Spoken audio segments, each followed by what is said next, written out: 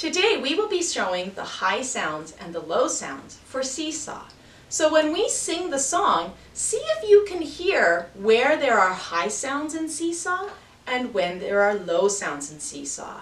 I'm going to show the sounds with my hands in the air. You can follow me if you would like. Seesaw,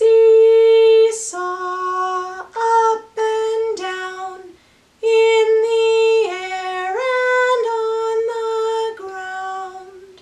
How many different sounds did you hear in that song? Let's try it again. And this time, we're going to put some high sounds here.